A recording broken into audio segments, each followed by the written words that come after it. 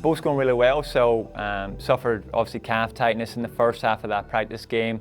We went conservative approach just to minimise any damage that may be there. Ended up having a really minor calf strain, but progressing functionally really well over the last four sessions that he's had. Today joined into the back end of our training session, has cleared his strengths markers in the gym, and we'll look to take off full sprint and speed exposure and main train fully with the group on Thursday to be available for selection. So positive news on Cam. So CJ had an incident in that practice game, had a little partial tear of his plantar fascia, but he's remained intact. He's got this longitudinal tear that's in it, so we're looking for that to recover naturally, which takes a little bit of time, but yeah, he's just out of the moon boot now and progressing his walking and his pull work right now.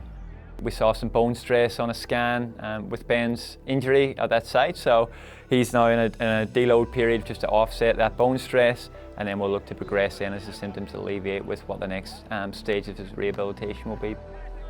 Georgie's gone really well, so put that massive conditioning block in for the last 6 weeks where we've been really closely monitoring his speed exposure, acceleration and his strength work in the gym.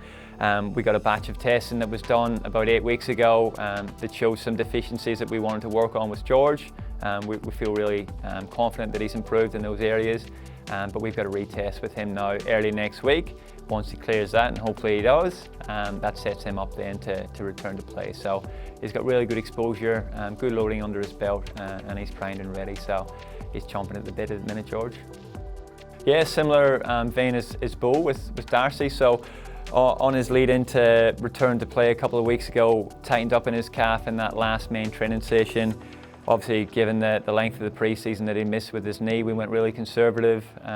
Spent the last couple of weeks just building up that strength and getting him going once again. He's followed the same pathway as Cam Zurhaar, so he's had 4 really good sessions over the last week now. Jumped into the back end of training today in that skills session, and we'll look to take off that soft tissue running program, hit top speed and train fully with the group on Thursday, which will then see him set up to play a half of VFL, all going well this week. Jack Manny's going really well, building up that shoulder strength after he had that shoulder incident of a heavy landing about a month ago. So looking for the next 2 to 3 weeks where Jack progresses into full unrestricted, full contact training, and really trying to have as much exposure to tackling, grappling and wrestling in the next 2 to 3 weeks. So hopefully not too far off for Jack.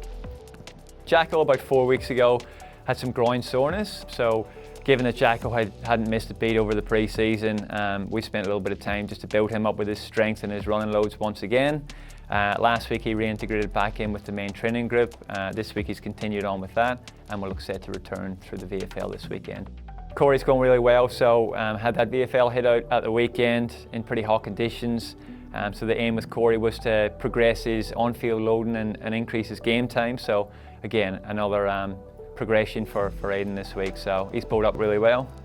Taz had that awkward landing towards the back end of the VFL game, so pulled up with a minor ankle sprain. Yeah, had a flush run yesterday, was in the pool today, just had a light football session with Crossy in the reconditioning group.